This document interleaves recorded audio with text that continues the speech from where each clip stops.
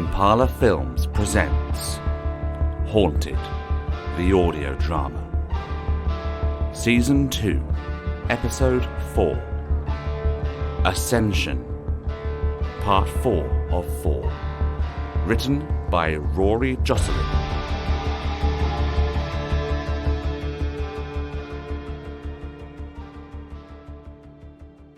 Everything was black. My right eye ached as if my head just got impacted by a 10-ton weight. Slowly, my mental faculties began to restart one by one. My face was wet, a shower raining down above me, with boggy mud sucking at my other ear. That smell, that wet, outdoorsy smell. I opened my eyes, but there was a blinding light piercing my eyelids, and my face creased over to try and block it out. And then I heard him, like he was talking through water. Looks like someone's coming round. Even through the cotton wool in my ears, I could tell how posh he sounded. I tried to focus my mind, clear my ears and force an eye open to sneak a peek at what was going on. The full beam of the car headlight was in my face, and I was curled over in the dirt. And there he was. Some smirking 40-something handsome guy in a smart suit, casually smoking a cigarette as his expensive outfit soaked into him. How do you like my British accent? I think it's more distinguished than American. So I'm going to stick with it. What do you think? You're a little early for the posh toffs convention. Oh, please, don't try any wit. I assure you, your mind is not up to it right now. He was right. My brain was thinking through molasses. My name is Arlo Anderson. While you may have saved Greenvale from the signal, I am the one who is rebuilding its very soul. I planted my hands firmly on the ground to push myself up, fighting through the increasing migraine. Clearly my brain didn't want to be the right way up yet. You didn't tie me up then. Why on earth would I do that? Gonna be harder to keep me here if I'm free. But you wanted to be here. Yep. Whenever I fancy a travel, I simply knock myself out and warp to my destination. Oh, I dragged you here. Make no mistake. Oh, goody. I thought something was wrong for a minute. I was trying to warp to the Bahamas. James, you agreed that I could bring you here before you were born. Oh, I'm terribly sorry. The booze makes me forget things like that. You mock me, James. But one of the main tenets of Ascension is the agreements made prior to our birth. We can see that everything in this life, all the seemingly macabre and the multitude of injustices, are simply requests at the behest of our soul. Why would my soul ask to suffer? We are the observers of this universe. Physically, we are little more than space dust. But what makes us so special is our ability to learn, adapt, understand the world around us. Above the corporeal is the spiritual. But above that, well, that's the real adventure. But like all adventures, there is a price of admission. To truly ascend to the higher plane, your soul must reincarnate many times to flesh out a full understanding and appreciation of this universe. Might I recommend a creative writing course? Perhaps you don't fully understand. If I throw this knife at you, there are only two potential outcomes. One, the knife hits you and either wounds or kills you. That would mean your soul wanted to feel this pain it chose for this moment. Your soul, with its multiple lifetimes of joys and suffering, realized it lacked this particular avenue of experience. If, however, the knife misses, then your soul chose for this moment too, to feel the fear of potential death in a volatile situation. You feel powerless. You are powerless, but your soul needs this experience to better prepare for ascension. Well, my soul says you owe me a new pair of trousers. Very good, Mr. Hunter. And if I believed you could hear your soul, I'd pony up the cash. Luckily, you're here to tell me what my soul actually wants, huh? No need to get cutting, Hunter. Otherwise, I might find myself in the same mood. No, I brought you here to request a favor. As a fan of your work, I would hate to see you hoisted by your own petard.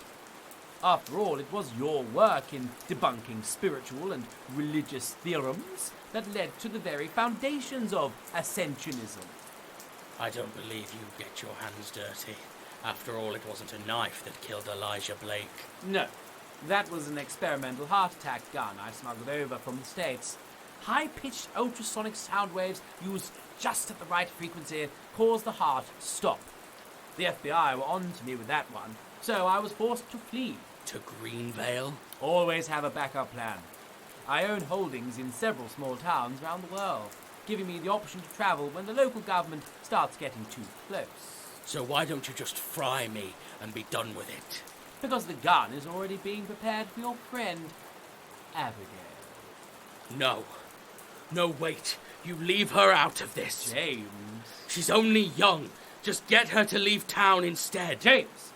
The girl is going to die. Her fate is sealed. Now I have to figure out what I'm going to do with you. The question is, do you have the balls to kill someone with your bare hands? You tasked me, James. I expected my knife to kill you, but I missed. I could always go again, but it feels as if we both chose for you to survive tonight's meeting. Imagine that. I'd be the only survivor of the monologue killer. Your sarcasm grows tiring. Perhaps I misheard your soul's wish for you to stay alive. This is Arlo. Cooper here. We have a problem. Officer Cowell's disappeared. And Abigail. She's still in custody. But I hope you're not covered in blood because I should be out there looking for Cowell. A little wet, but nothing nasty. I'll be right there. Looks like your friend has muddied my plans. I was so looking forward to killing you, but I need to remain clean. It's a shame, but it's not as if you'll make it back into town to save her anyway. C'est la vie. Wait! No! Don't pull Abigail into this! Arlo! Arlo! I need a phone.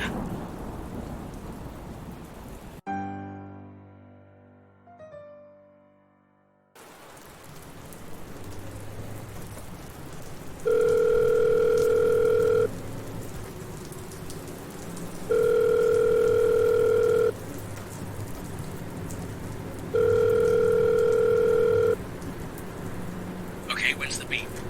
This is James. Oh, no, that was the beep. This is James Hunter. No. Oh, what am I pressing here? Why do you keep beeping at me? Oh, you know what? If you have a ghost problem, call Abigail. Fuck. Right. Let's see what the dashboard computer has. Come on, load metadata. Yes. Aha! What the hell are you doing out there, James?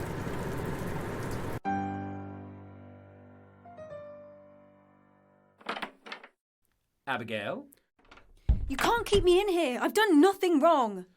Actually, Miss Corbin, we can keep you here if we suspect you of committing a crime. I've committed no crime. I can assure you, Miss Corbin, that you are positively certifiable. I'll even certify that myself. Am I free to go and deal with our little problems, sir? Yes, indeed. And the heart attack gun? We'll need a couple of hours to recharge. Find another way to eliminate Officer Cowell. Oh, and I left James Hunter on the A217. Take care of him. It'll be my pleasure.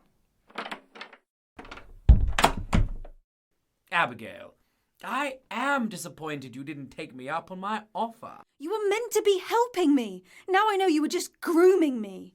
Don't get me confused. I'm not just some random looking for a harem. I'm a spiritual man, a man whose life can only be explained by the realities of Ascension.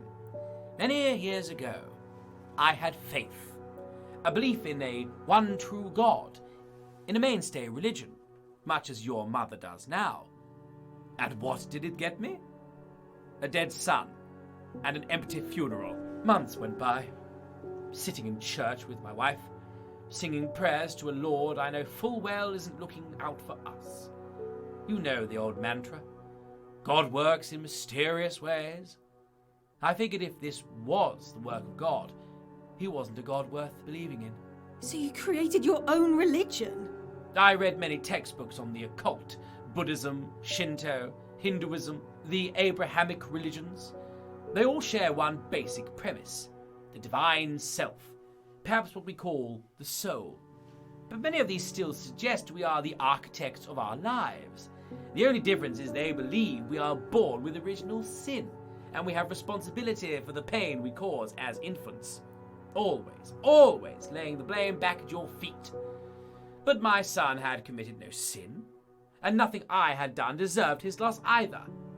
One would go mad seeking out self-blame in the event of such a loss. And Ascension absolves you of all your crimes? If I kill someone, it is no longer a crime. Both our souls agreed it before we were born. I am both the passenger on the journey and the driver. And do you know how many people hurt themselves with unnecessary guilt? You yourself were talking to me about your guilt this morning. You feel shame for following your basic instincts, and that is really very sad.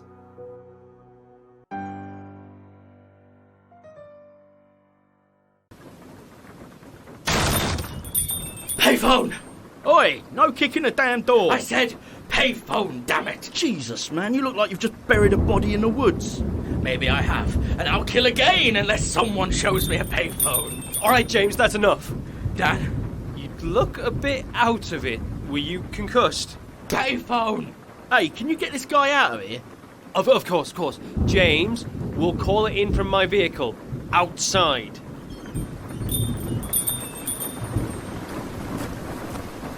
Fancy telling me how you got out here? Arlo Anderson kidnapped me, and now he's targeting Abigail. Arlo and...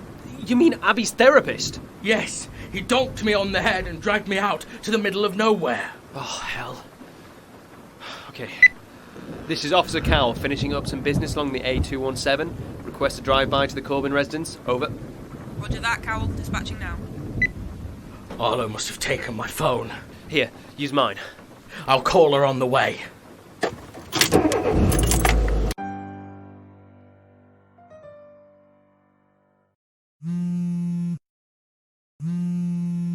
Well.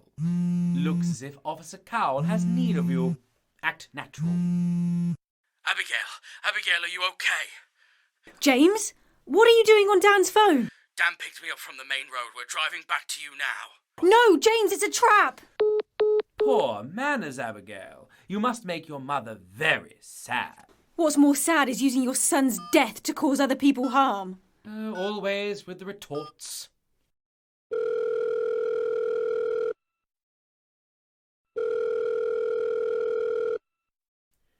Cooper, Dan and James are in the same vehicle along the A217. Ensure they are both ascended.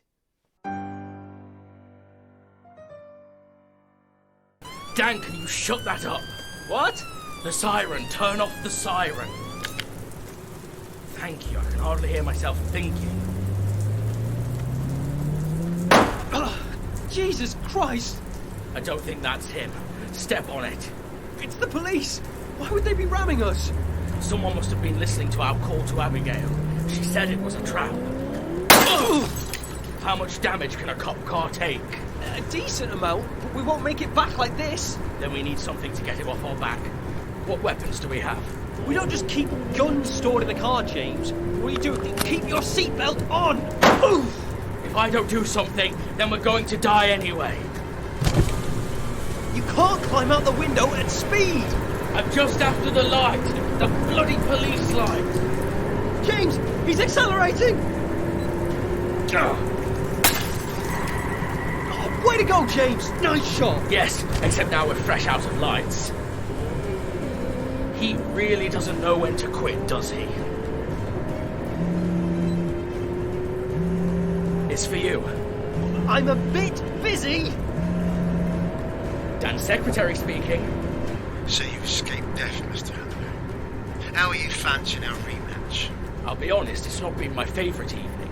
Officer Cowell, we are fast approaching Greenville. At this speed, innocent bystanders are likely to get hurt. I'm ordering you to pull over. I think you know where you can stick your poxy order. As you wish. Coming in for a kiss, Cowell. He's gaining on us! He's gaining on us! Hold it! He's catching up! Hold it! He's right on our trumpet! Hold it! Dad, now! Oh! The wall! The wall! We're gonna miss it! Oh no! Fuck! That's gonna be so much paperwork.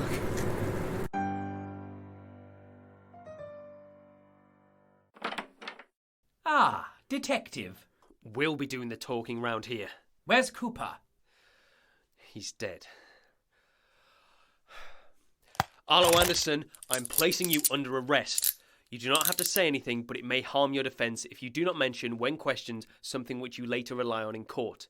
Anything you do say may be taken and given as evidence. This is ridiculous. You have no charge. Charges of conspiracy, homicide, battery, and kidnapping. And we'll find more, and we'll make them stick too. You think arresting me will break the chain? You must know I couldn't have done all this by myself. I'll take the win for today. Come on, out with you.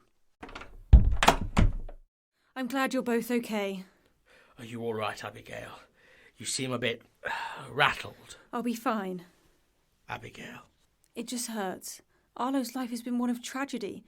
So was Detective Cooper's. Every one of his followers had a dark personal story. Just like me. And like Arlo, I've never heard the word of God speak to me. I wonder if there's really such a big difference between them and me. Abigail, we all go through our own personal hells. Suffering isn't what defines you as a person. How you face those demons and how you pull others out of the darkness, that is what defines you as a person. Arlo, he chose to release everyone from their guilt. But it's not guilt we should be running away from. It's temptation to do harm. It's finding ways to regulate our more violent instincts and replace them with compassion. And how do I do that? Abigail, I never doubted that you already had. Now come on, I'm sick to death of this bloody interrogation room. Officer Cowell, what are you doing with Mr. Anderson? I'm putting him down in the cells. I'll be here all night to process him. Maybe make him squeal on his associates. But he's the town psychiatrist. Don't remind me. What the hell is that? Katie Smith? You can't take him. He convinced me to throw everything away. Throw it away. I did it. I killed him. I killed Ryan. I killed my husband. I did it all for him. Katie, dear, put down the heart attack gun. You're with them? No, I'm clearly handcuffed. Just be careful with that. You promised me we would be together. I promised to take care of you. I won't let them take you. Katie, put down the gun.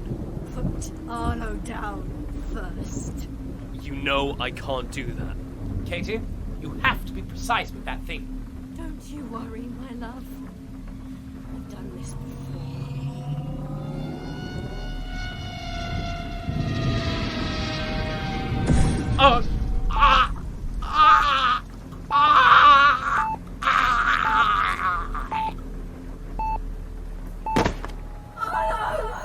Stay with me, Arlo. Chest compressions. 1, 2, 3, 4, 5, 6, 7, 8, 9, 10.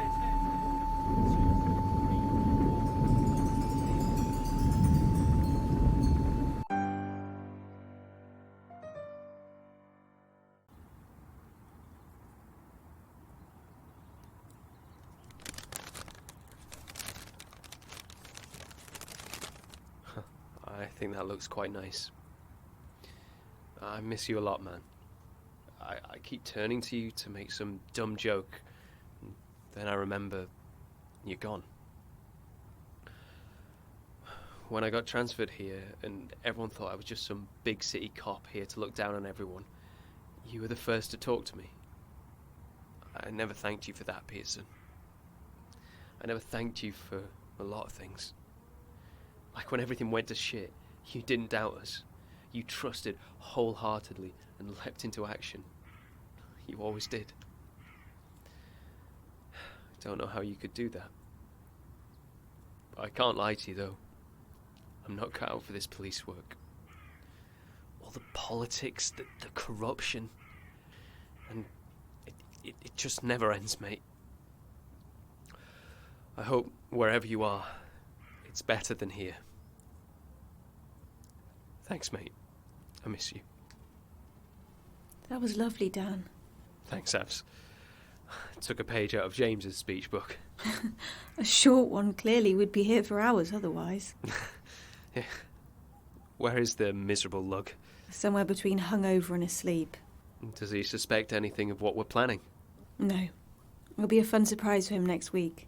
Fantastic. All right, let's go then. So everything's all squared up at the station? As far as I know, yeah. There was something else, but I was going to give us a brief respite. What is it? Someone's wiped the police records clean of everything to do with the signal. All the details on Carl and Dr. Halliday, any references to the signal, literally anything that doesn't line up with the cover story. As far as the police are concerned, the real story is the same as the story we were told to tell the press. The Inquisition is going to turn up nothing new. Shit. Was there any idea who did it? I have a few theories. Nothing concrete, though. It never ends, does it? No. And isn't it exciting? Not the exact words I'd use.